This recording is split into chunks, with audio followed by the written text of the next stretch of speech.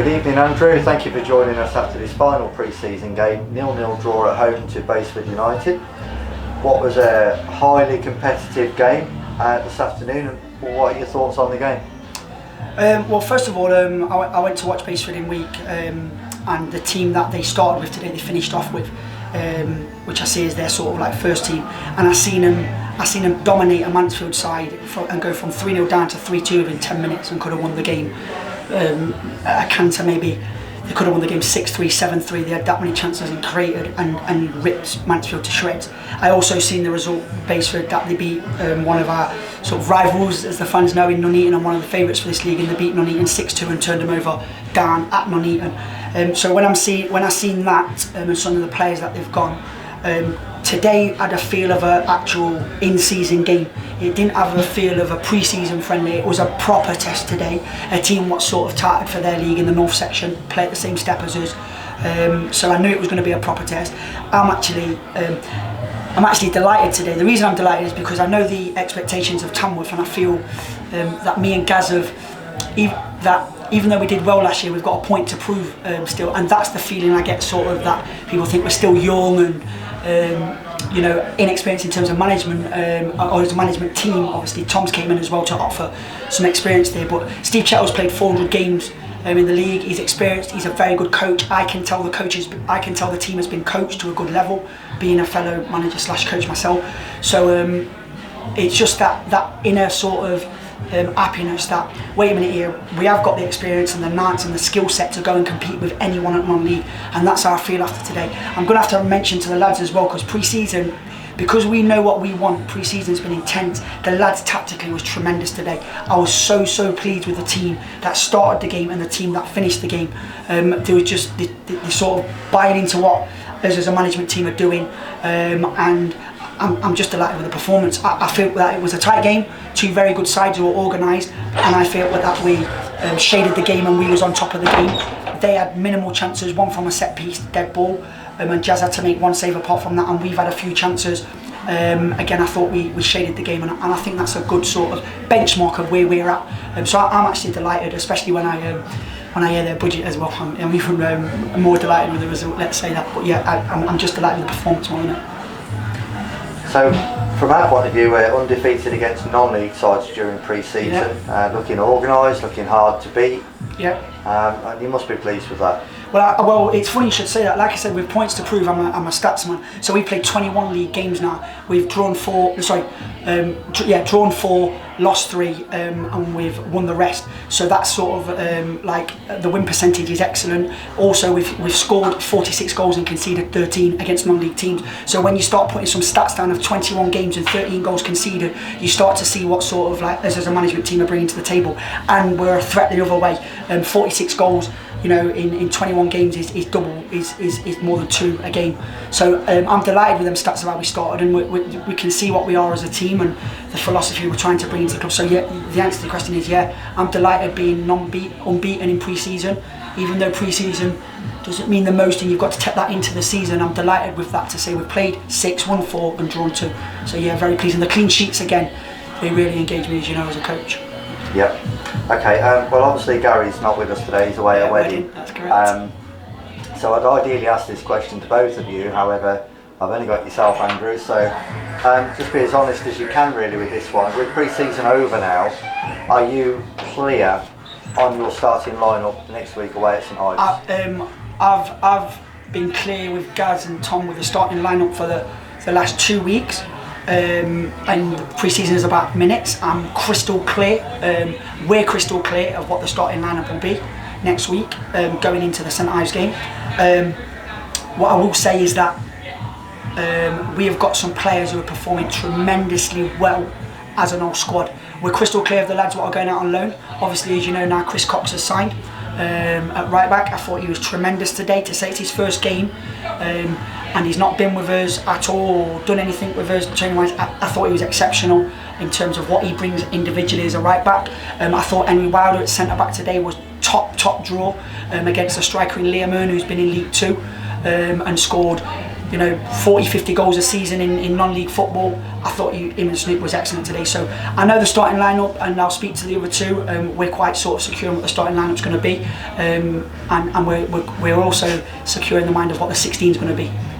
Brilliant. Okay, well that's what pre-season's been all about, getting to that point for you. Yep. And I know how hard you've worked on that. Yep. It was great to get the signing of Chris Cox over the line. It's been in the air for a few days now, a little while. But what you've kind of answered this already, but individually, what do you make of his performance today? Well, he's got pace, he's got power, his 1v1 defending is excellent. What I did notice today is he stopped crosses, which for me in terms of a fullback, 1v1 defending is vital, and stopping crosses is vital, and being able to deal with your winger. What I was energised by is his willingness and hunger to get on the ball as a defender. So that engagement and the way he came in as well, in his confidence, he wasn't just coming in sort of like standing there. He was giving instructions out and stuff like that. So Chris Cox did tremendously well, and he's a player, and also he leaps like a salmon.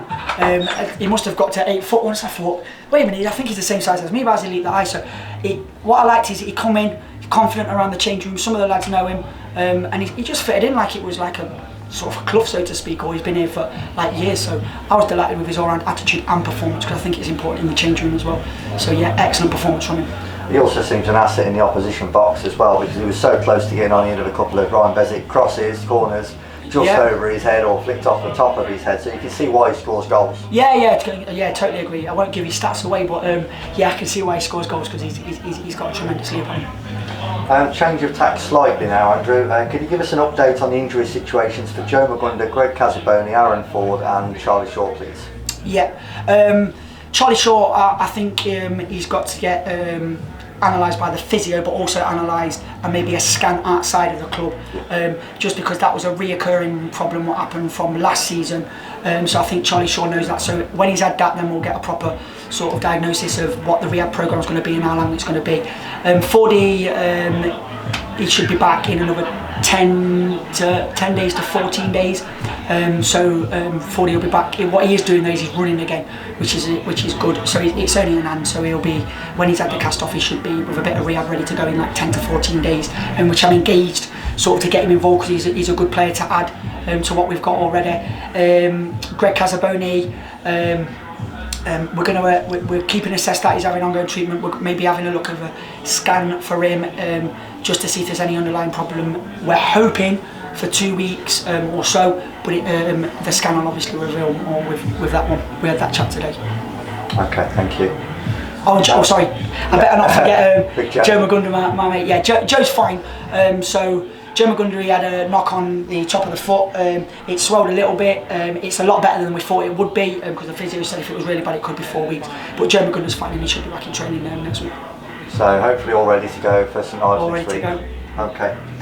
We had a trialist playing in the last few games who has played left back, right back and centre half today. Yep. You actually mentioned him by name a little bit earlier in the interview. Will he be joining the squad? Yeah, he will be joining. He's joined the squad now. Henry, he's done really, really well.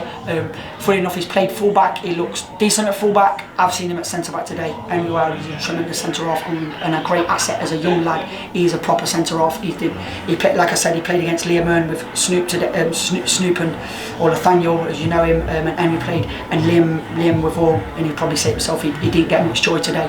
And I thought as a young man, Henry's acquitted himself at centre back, a mature performance. I think that's clear for everyone to see. And not only has he got a bright future with Tamworth, that young lad has got a bright future moving forward as well. So he's a great asset to the club, and I mean, I can't wait to coach him, because his appetite for it is brilliant. Pre-season's over now, Andrew. We now look forward to St Ives away for the curtain raiser in the league next Saturday, and everybody's chomping at the bit to get that one kind of underway and out the way. The question is now, you've got a week now, you've got 2 training sessions with the lads. How will you prepare for the start of the season? Obviously, I know the lads they're all engaged for the start of the season, so everyone's buzzing for that sort of start of the season feel. I've been a player not so long ago, so I understand what that feels like. What we'll do is every game is 3 points. Every game will be taken the same in terms of we will prepare meticulously for every game. St Ives, I look at St Ives the same way as I look at Starbridge, the same way I look at Nuneaton. The same way I look at Peterborough or Bromsgrove, I look at every team the same, and every team will get the attention to detail that they deserve and the respect. I understand that they're going to be buzzing about the season as well, so we're not going to take any team lightly. We're going to give everybody the focus they deserve, and that's what we do in every game. The way we prepared last year for games, that's the way we'll prepare. The way we prepared for games in pre-season, we'll prepare that in training, and in terms of the analysis, in terms of what we do, what they do, everything, nothing changes. So that's the mindset, and I've told the lads that, and to make that clear, that a game in the league is worth 3 points. So that means when we play Nuneaton, even though it's a rivalry, it's got the same value as when we play St Ives in terms of the first game of the season, in terms of 3 points. Obviously I know for the fans it's a big game and that, and it's a local derby, and I know that as a manager, and I'll be pumping the team up for them games, but every game's worth 3 points. So that's the mindset of the team at the moment. Wonderful, Andrew, thank you as always. May I wish you all the very best with your preparations this week. Let's hope there's no last minute injuries or anything bad happen, and we'll catch up with you again after the result next Saturday. After the result, I look forward to it.